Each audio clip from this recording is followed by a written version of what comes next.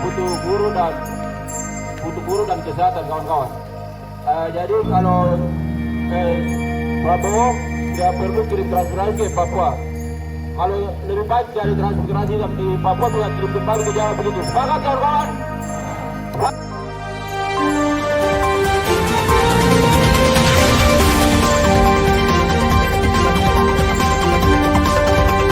Tanah kosong begitu. Sepakat? Itu jadi kawan-kawan kita tidak butuh bangunan yang bangun oleh negara ilegal di kita tanah. Sepakat? Iya. Kawan-kawan, kalau transferasi ke Papua kita berburu yang dulu orang tua dong berburu, airnya akan rusak kawan-kawan. Sepakat? Maka kita ambil tiga bahwa tolak transferasi ke Papua. Terus ini bukan lagi dari kita sedang sepakat dalam satu komando. Kita tidak bedakan dari gerakan ini kita satu komando, satu tujuan. Sepakat? Jadi nanti kita akan turun ke depan lagi. Saya mengingatkan bahwa kawan-kawan kita bisa sepakat lagi, lebih semangat lagi. Hidup mahasiswa, hidup mahasiswa. Baik, terima kasih. Saya mau lihat di sini. Coba yang mau mati angkat kaki dari sini, angkat kaki. Yang mau mati angkat kaki. Kalau berada yang mau hidup angkat tangan kiri. Angkat tangan kiri. Transmigrasi.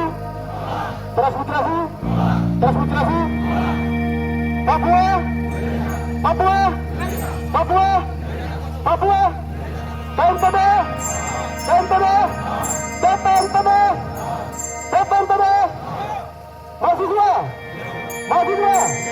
Mahasiswa. Oke kawan-kawan, kita semua hidup di atas tanah dan negeri kita sendiri. Saya mau ingatkan satu kata saja, dan lebih dari itu kawan-kawan sudah sampaikan, maka saya akan sampaikan di sini hanya satu kata. Selagi aspal yang hitam ini, roda hitam tetap berputar, hingga pemberontak itu selalu ada sampai Papua akan merdeka. Hingga pemberontak itu ada sampai Papua akan merdeka. Sepakat? Yang artinya selagi hitam bertum masih ada di tanah kita ini, kita akan merontak sampai nyawa kami terancam, nyawa kami akan mati. Sepakat? Buruh mahasiswa, buruh KNPB, buruh petani, buruh nelayan, kita semua hidup. Terima kasih.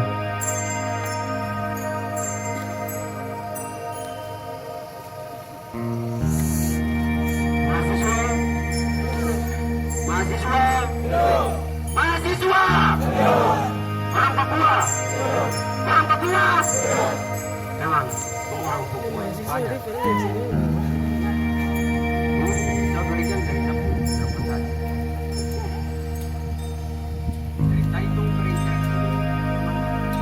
lihat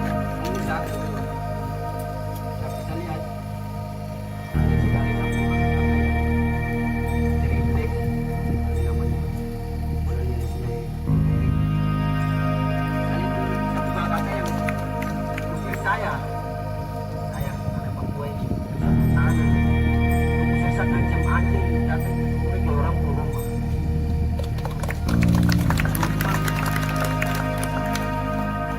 Saya kecil tidak belajar, kan orang besar tanya orang belajar, tidak bisa berpikir jauh apa yang akan terjadi ke depan.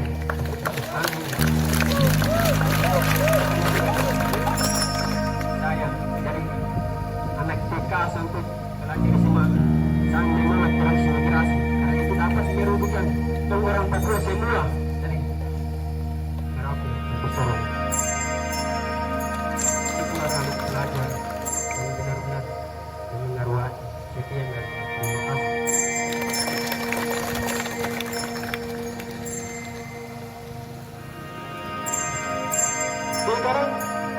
Lingkaran angkat tangan. Angkat tangan kiri. Hidup mahasiswa. Hidup mahasiswa. KNPB.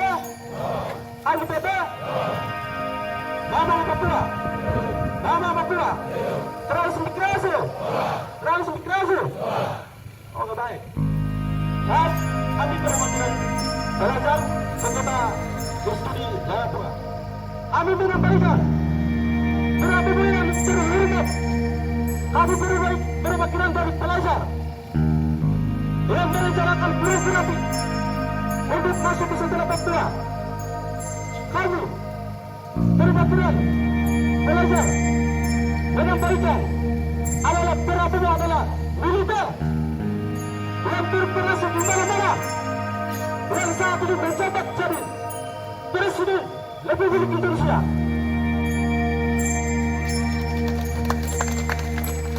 Dan kami bukan program transmigrasi yang kami bukan tidak pembangunan.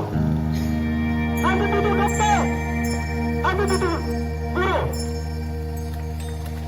kami butuh kesejahteraan. Oleh sebab itu, kami menyampaikan dan kami menyaksikan di tempat ini bukan ada tidak tetapi masalah transmigrasi yang direncanakan oleh Papua. Oleh sebab itu, kalau tidak kata lain. Apa terlihat di sini? Oleh sebab itu, barisan negara angkatan yang kiri. Ulang. Seperti ini. Ulang. Putri. Hidup Papua. Transmigrasi. Alam Papua. Alam Papua. Putri. Terima kasih. Lagi begitu. Satu.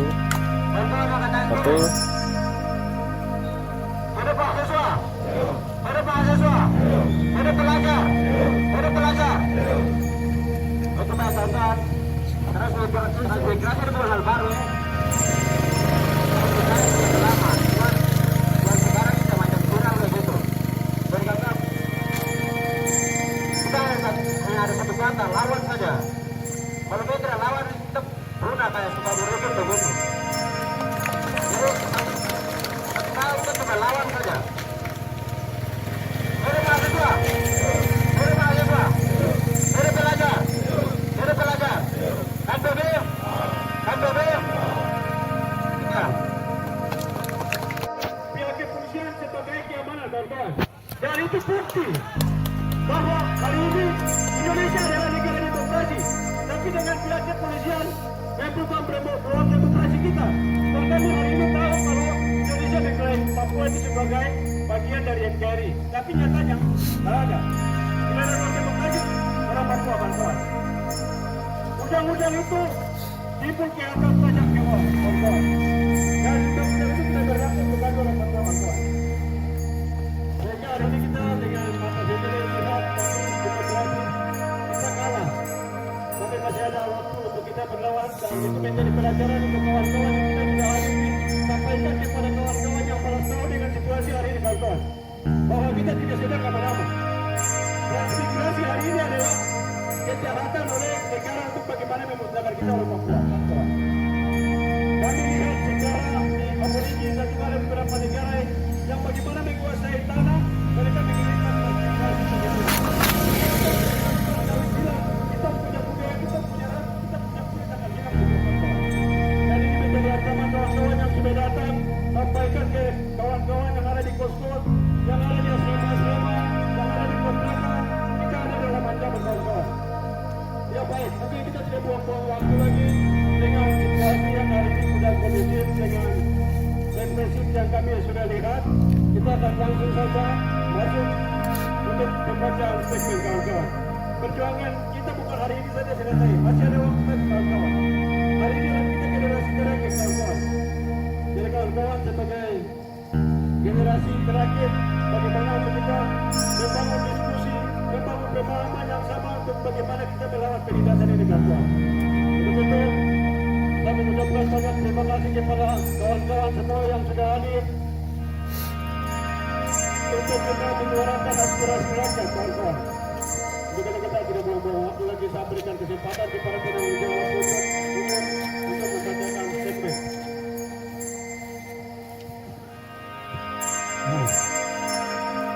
Itu betul-betul berapa itu? lapor. Itu kan tipu kami sendiri. Semoga sehat manusia. Itu bibir tipu hati, ya toh. Kita yang ada di sini kita tipu kita sendiri itu cara air. Kita menyangkal itu semua untuk bagaimana kehidupan generasi berikutnya.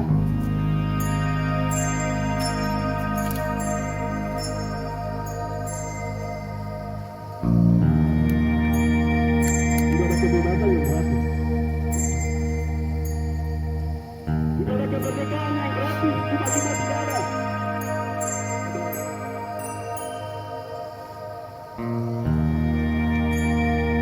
Kebebasan dan kemerdekaan itu ada harga yang kau harus bayar. Kau harus bayar harga itu mahal. Hari ini teman-teman sudah buktikan di lapangan. Kau harus dipukul. Kau harus disiram dengan water cannon. Kau harus terlempar. Kau darah ini harus keluar. Kau keringat ini harus keluar. Pengorbanan, harga yang kau harus bayar.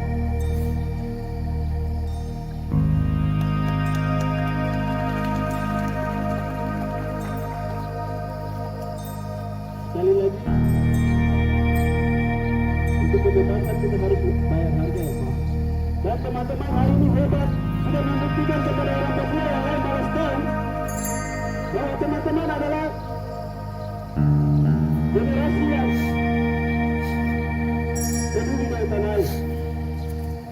Tidak ada rasa wisata kota, tidak ada rasa politik bertanggung jawab. Selebihnya, satunya rasa politik adalah semangat teman-teman hari ini. Karena teman-teman hari ini terorganisir, terpikir, berkomando, kami bisa daripada sebagai penanggung jawab.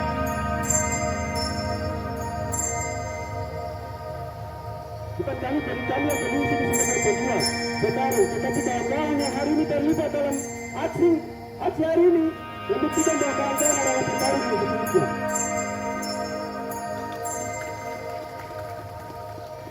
Baik, sekian dari saya. Kita langsung saja akan membacakan statement politik kepada teman-teman.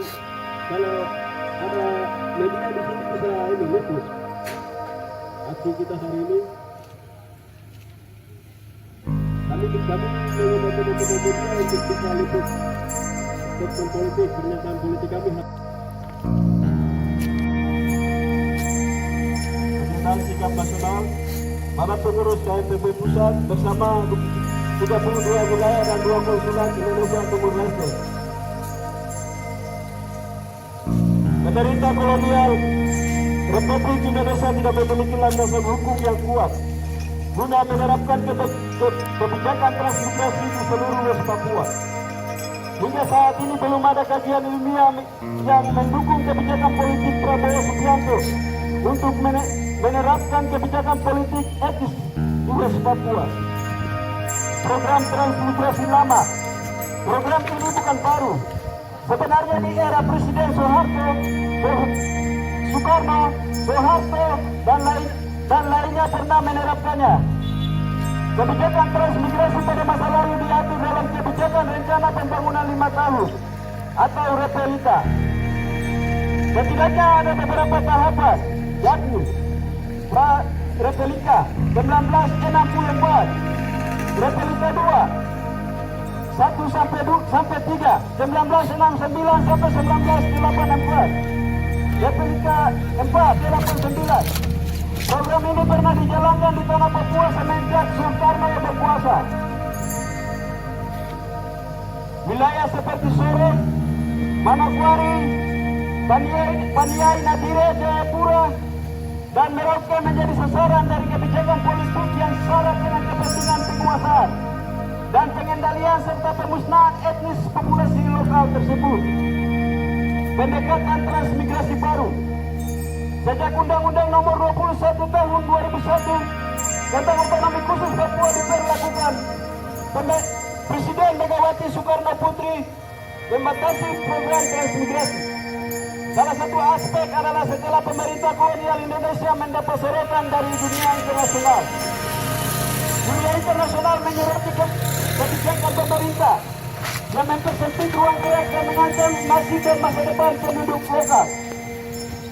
Seiring dengan memperlakuan OSIS Papua dan daerah otonomi baru DOT di sejumlah wilayah West Papua, pemerintah menerapkan program transmigrasi dalam bentuk yang berbeda, semata-mata untuk mengelabui perhatian penduduk lokal dan menghindari sorotan dunia internasional.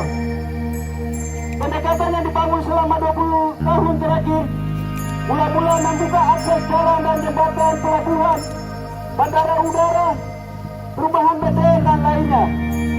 Kemudian datanglah orang dari luar dengan dalih atau alasan mencari lapangan kerja, mengunjungi keluarga dan lainnya. Pendekatan ini nampak etis, tetapi sangat terstruktur, sistematis, masif dan berkelanjutan. Cara demikian merupakan bentuk mobilisasi massa yang cukup strategis. Dalam 2 dekade terakhir banyak penduduk migran membanjiri West Papua dan jumlahnya sangat signifikan, bahkan melampaui jumlah penduduk asli lokal yang hanya sisa 2 juta jiwa. Segala aspek kehidupan di wilayah West Papua dikuasai oleh kaum pendatang. Segala bentuk penyediaan jasa dan barang di sektor ekonomi dikuasai dan dikendalikan sedangkan dalam konteks politik yang terbaru bisa dilihat dalam pemilihan legislatif dan kepala daerah serentak pada tahun ini. Kota-kota besar di West Papua seperti Jayapura, Keren, Merauke, Sorong, Timika, Papua, Manokwari, Nabire, dan lainnya dikuasai oleh kaum pendatang baru.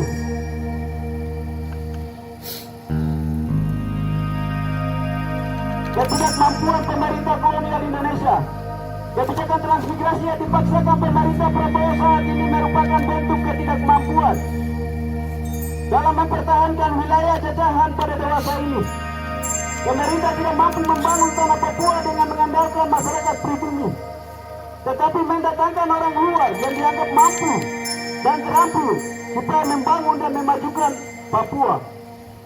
Program transmigrasi ini kemudian dihubungkan dengan program strategis nasional di sejumlah daerah di West Papua.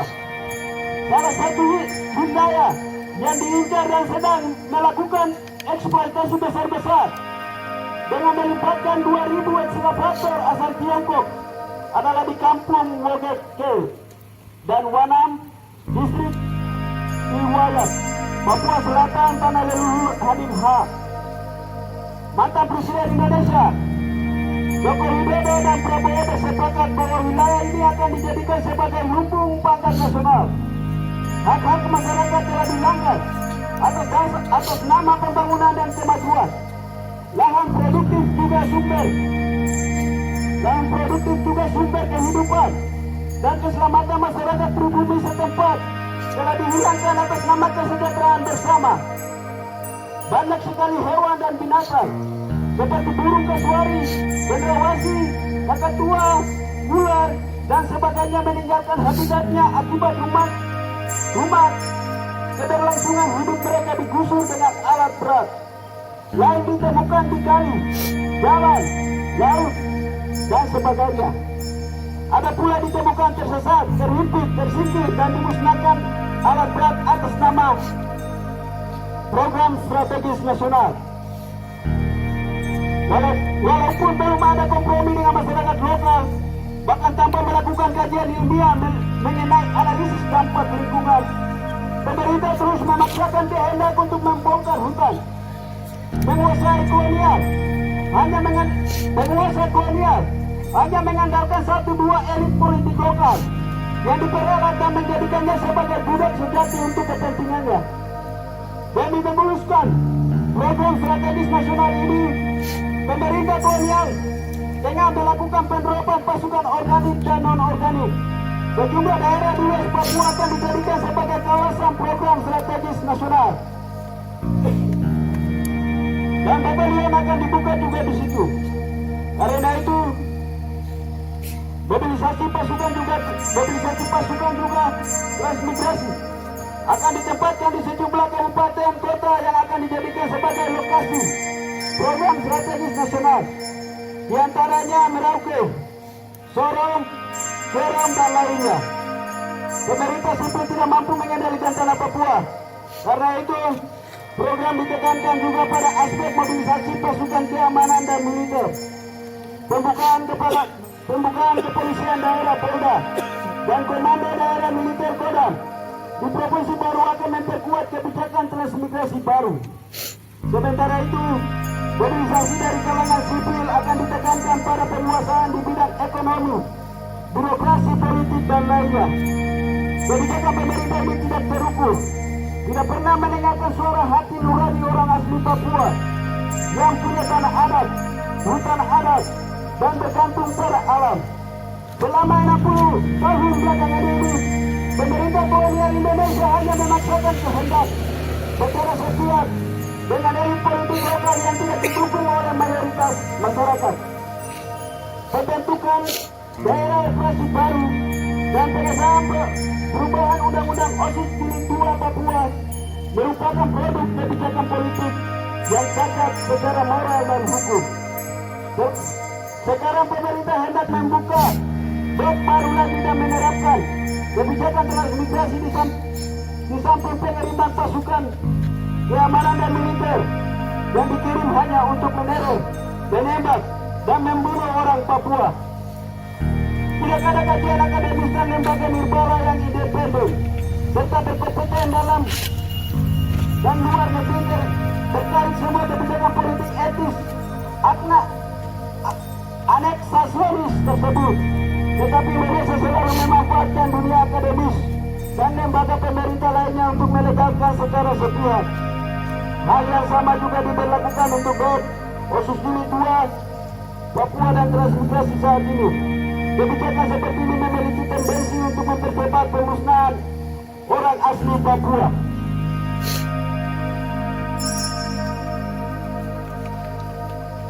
Papua lama